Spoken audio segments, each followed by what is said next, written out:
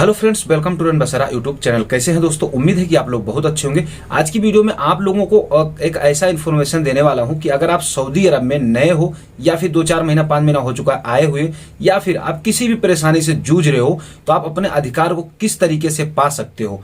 ठीक है, यानी आप अपना अधिकार खुद जानिए, खुद वकील बने रहिए, दूसरों पर डिपेंड मत रहिए और डरिए मत। तो इस चीज को मैं आपको डिटेल में यहाँ पर बताने वाला हूँ। उसके साथ साथ में हाउस ड्राइवरों के लिए कुछ ट्रैफिक रूल्स के नियम से कुछ अपडेट है जिसको मैं बताऊंगा, और जवाजात के भी तरफ से अपडेट है। तो यहाँ पर आप लोगों को पूरे डिटेल में इस वीडियो को मैं आपको सामने रखने वाला हूँ। वीडियो के एंड तक बने रहिएगा, ठीक है। तो चलिए वीडियो को शुरू करते हैं। सबसे पहले जो अपडेट आप लोगों को बताने जा रहा हूँ वो है डोमेस्टिक वर्कर यानी कि हाउस ड्राइवर के लिए।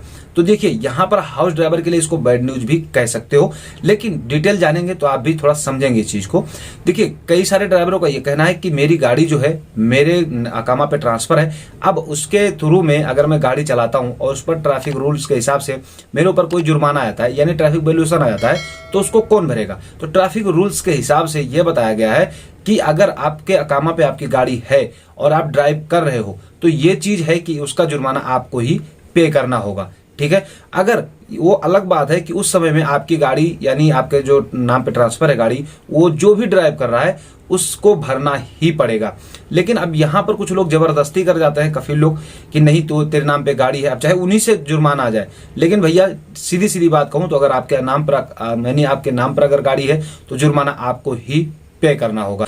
अब यहाँ पर जब हाउस ड्राइवर ने एक सवाल ये भी किया कि सर मेरे अकामा पर जुर्माना तो आ गया, लेकिन अब मुझे अकामा भी रिन्यूअल करना होगा, तो क्या मैं अकामा को रिन्यूअल कर सकता हूँ? तो जवाजात ने कहा है कि आप अकामा को रिन्यूअल नहीं कर सकते हो जब तक कि आप कोई आपके ऊपर में जुर्माना है। तो वो जुर्माना को पहले पेड करना पड़ेगा, उसके बाद ही आप अकामा को रिन्यूअल कर सकते हो। यहीं तक नहीं, आप फाइनल एग्जिट अपने देश भी वापस नहीं जा सकते हो।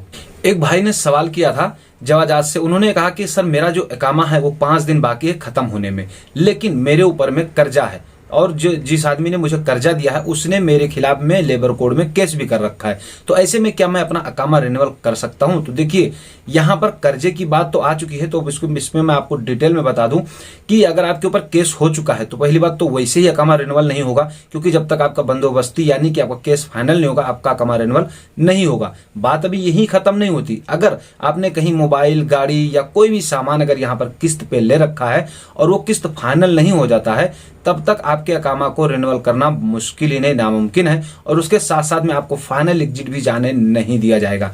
तो खासतौर से इस बात का ध्यान रखें कि आपको अगर फाइनल एग्जिट सऊदी से जाना है तो भैया आपको अपना जो वैल्यूएशन है, आपके ऊपर में जो जुर्माना है या जो भी बकाया है, उसको आपको यहाँ पेड करना ही पड़ेगा। सऊदी अरब है, यहाँ से अगर आपको जाना है फाइनल एग्जिट खासतौर से, और आपका अकामा खत्म होने वाला है, तो अगर किसी ने केस कर रखा है तो जब तक ये सारा कुछ क्लियर नहीं होगा आपका अकामा नहीं बनेगा, और बिना अकामा वैलिड के आप सऊदी अरब में गैर कानूनी तरीके से हो।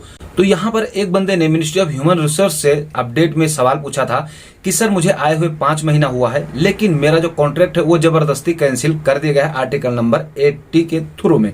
ठीक है, तो आर्टिकल नंबर 80 के तहत अगर हमारा कॉन्ट्रैक्ट कैंसिल कर दिया गया है और मुझे सैलरी भी नहीं मिला या मुझे छुट्टी भी नहीं मिल रही थी, तो ऐसे में मुझे क्या करना चाहिए? क्या मैं इस पर दावा कर सकता हूं? तो मिनिस्ट्री ऑफ ह्यूमन रिसोर्स का जो कहना है, उन्होंने ये बात कहा है कि आप आर्टिकल नंबर 111 के थ्रू आप उन पर दावा कर सकते हो, आप इसके अधिकारिक हो।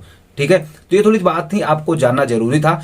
अब यहां पर हम आते हैं मेन पॉइंट पर, जो कि आपको जानना बहुत ज्यादा जरूरी है। देखिए, अगर आप किसी कफील के पास या कंपनी में काम करते हो या फिर आप नए तरीके से अगर सऊदी अरब में आ रहे हो, तो थोड़ी इन बातों का आप ध्यान दीजिएगा, गौर से सुनिएगा, और वीडियो को शेयर करना बिल्कुल से मत भूलिएगा।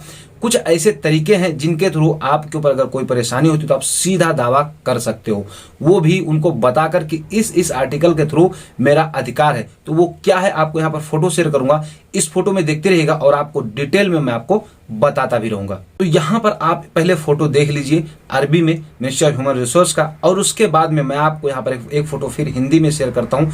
यहाँ पर आप देखिएगा, इसमें बताया गया कि आपके अधिकार आपको निजी क्षेत्र में राज्य द्वारा प्रदान किए गए थे, इन्हें अच्छी तरह से सुरक्षित रखें और अपनी कंपनी का सामना खुद करें और खुद से वकील बन जाएं। ये मैं नहीं कह रहा हूँ, ये मिनिस्ट्री ऑफ ह्यूमन रिसोर्स खुद कह रहा है कि भाई आप अपने यानी अधिकार को खुद जानिए। ठीक है, तो अब यहाँ पर देखिए कौन कौन सा अधिकार है, थोड़ा यहाँ पर ध्यान से देखिएगा। पहला है चिकित्सा बीमा, यानी कि अगर आपका इंश्योरेंस नहीं हुआ तो आप आर्टिकल नंबर 144 के थ्रू उस पर दावा कर सकते हो, चाहे कंपनी हो या कफिल हो। ठीक है, दूसरा है यहाँ पर अगर छुट्टी या फिर आपको सैलरी नहीं मिलता है तो इसके लिए आप आर्टिकल नंबर 109 के थ्रू आप उस पर दावा कर सकते हो। ये एकदम बेझिझक, कोई टेंशन लेने वाली बात नहीं है। इसको आप वहां कह सकते हो कि इस आर्टिकल नंबर के थ्रू ये चीज बताया गया है। ठीक है, और वहीं पर तीसरा है ओवर टाइम। अगर ओवर टाइम करवाते हैं आपसे, अगर आपको पैसा नहीं मिलता है तो इसके लिए आप आर्टिकल नंबर 107 के थ्रू पे उस पर दावा कर सकते हो, यानी केस कर सकते हो। ठीक है, उसके बाद में चौथा है यहाँ पर अगर मजदूरी का कोई भुगतान नहीं मिलता है, यानी आप काम कर दो उसका पैसा ही नहीं मिल रहा है, तो भैया इस पर भी आप दावा कर सकते हो आर्टिकल नंबर 90 के थ्रू में।